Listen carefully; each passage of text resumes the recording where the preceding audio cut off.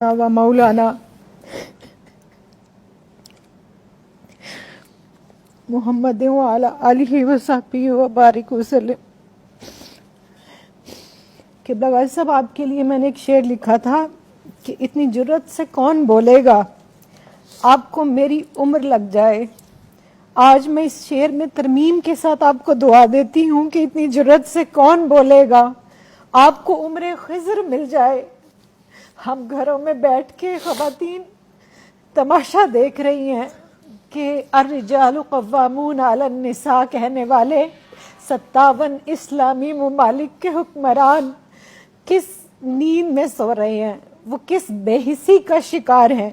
تو آپ نے جس جرت، غیرت دینی اور احساس امت کا مظاہرہ کیا، شکر الحمدللہ کوئی تو بولا، کسی نے تو اس ظلم کے خلاف آواز اٹھائی، ورنہ کل تک مجھے یوں لگتا تھا کہ میں سیدنا امام زین العابدین علیہ السلام کے ساتھ کوفہ میں کھڑی ہوں، جنہوں نے فرمایا تھا کہ مجھے یزیدیوں کی یزیدیت نے اتنی تکلیف نہیں پہنچائی جتنی کوفہ والوں کی خاموشی نے۔ اور جان لو کہ جب بھی کبھی کہیں ظلم ہو اور امت اس کے اوپر خاموش ہو تو وہ لوگ کوفی ہیں، وہ جگہ کوفہ ہے اور وہ رویہ کوفیانہ ہے۔ تو مجھے تو سمجھ نہیں آ رہی کہ سسکیاں کس زبان میں لکھوں۔ آج الفاظ آپ دیدہ ہیں، اور جو آپ کا حال ہے نا، روز آج 11 دن ہو گئے ہیں، ہم مائیں جب اپنے بچوں کو روٹی دیتی ہیں نا تو ہمارے بچوں نے انکار کر دیا کہ ہمیں ایک وقت روٹی دے دیا کریں۔ ہم سے نہیں دیکھا جاتا غزہ کے اندر اپنے معصوم بہن بھائیوں کا اس طرح سے گاجر مولی کی طرح کٹنا، گویا ان کو تو انسان بھی نہیں سمجھا جا رہا۔ اور یو این او کا جنرل سیکرٹری کھڑا ہو کے کہتا ہے کہ دنیا میں اگر کسی نے جہنم دیکھنی ہے تو وہ غزہ کو دیکھ لے، غزہ کے بچوں کو دیکھ لے۔ دوسری طرف یو این او امداد بھجواتا ہے مصر، اور مصر کی جو بارڈر لائن ہے وہ بند کی گئی ہے۔ یہ دنیا کس کو تماشا کر کے دکھا رہے ہیں؟ رسول کریم صلی اللہ علیہ وآلہ وسلم کی بارگاہ میں ایک استغاثہ آپ نے پیش کیا، میں ایک استغاثہ پیش کرتی ہوں کہ یا رسول اللہ، اور روز یہی کہتی ہوں ہر نماز کے بعد کہ اے گنبد خضرا کے مکی میری مدد کر، یا پھر یہ بتا کون میرا تیرے سوا ہے۔ یا رسول اللہ، ہمارا کوئی نہیں آپ کے سوا۔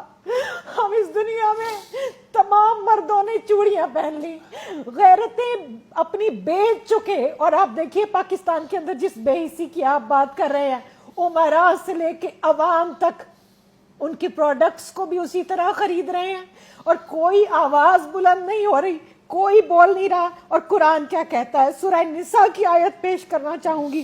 اللہ رب الکریم ارشاد فرماتا ہے وَمَا لَكُمْ لَا تُقَاتِلُونَ فِي سَبِيلِ اللَّهِ وَالْمُسْتَضْعَفِينَ مِنَ الرِّجَالِ وَالنِّسَاءِ وَالْوِلْدَانِ الَّذِينَ يَقُولُونَ۔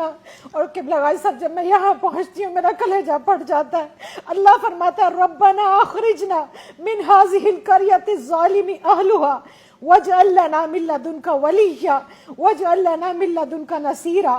اور اللہ جھنجھوڑ کے پوچھتا ہے کہ اور تمہیں کیا ہو گیا ہے کہ تم اللہ کی راہ میں لڑتے نہیں؟ کمزور مردوں اور عورتوں اور بچوں کے لیے جو یہ دعا کر رہے ہیں کہ اے ہمارے رب، ہمیں اس بستی سے نکال جس کے لوگ ظالم ہیں، اور ہمیں اپنے پاس سے کوئی حمایتی دے دے، اور ہمیں اپنے پاس سے کوئی مددگار دے دے۔ اور سورہ توبہ کی آیت نمبر 14 میں اللہ تعالیٰ ارشاد فرماتا ہے کہ پھر تنبیہن، کہ پھر تم انتظار کرو اس وقت کا کہ جب اللہ عذاب بھیجے۔ اگر تم اپنا مال پیارا ہے، آرام پیارا ہے، اپنی اولاد، اپنی بیوی بچے، اپنے گھوڑے، اپنے کاروبار، اپنی زندگیاں، اور ہم اسی جمود کا شکار ہیں، ہم اسی بے حسی کا شکار ہیں۔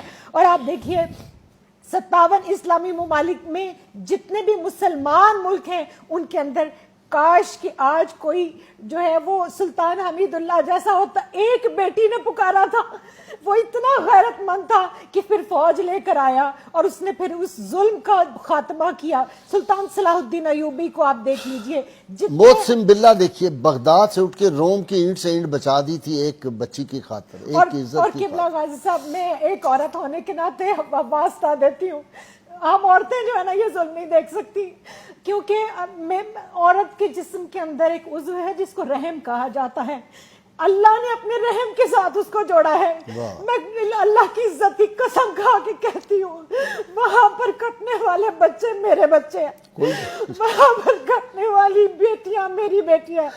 ہم وہ نوزائیدہ بچے میں نے دیکھا, ایک اتنا سا بچہ, اتنا سا رحم مادر سے نکلا ہوا بچہ بھی. جینوسائیڈ کا یہ حال ہے. اسلام کشی نہیں, مسلمانوں کی نسل کشی کی جا رہی ہے, اور ہم چپ کر کے کئی سال سے یہ تماشا کشمیر میں بھی دیکھ رہے ہیں, فلسطین میں بھی دیکھ رہے ہیں, برما میں بھی دیکھ رہے ہیں, انڈیا میں بھی دیکھ رہے ہیں, اور ہم نے کئی سال تک افغانستان میں بھی دیکھا. لیکن جب افغانیوں پر یہ وقت آیا تو پاکستان نے اپنا بارڈر کھولا.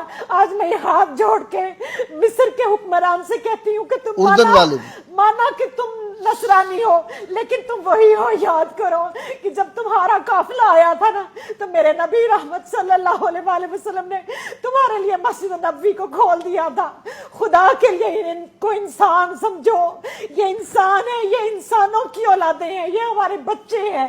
تم جانوروں سے پیار کرنے والے ہو نا, تم ہیومن رائٹس کی بات کرتے ہو نا, کس ہیومن رائٹ کی بات کرتے ہیں؟ کم از کم ان کو انسان سمجھ لے.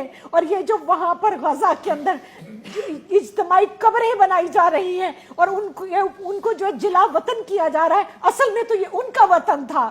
وہ وطن چھوڑ کر کہاں جائیں؟ تو یا رسول اللہ انظر حالنا, میں تو اتنا ہی کہوں گی, یا حبیب اللہ اسمع قولنا. اور وہ لوگ جو حضور غوث الاعظم کو مانتے ہیں, وہ حضور غوث الاعظم جیلانی کا جہاد بھی یاد کریں. آج یہ امت جس وہن کی آپ نے بات کی, یہ کیوں وہن زدہ ہو گئی؟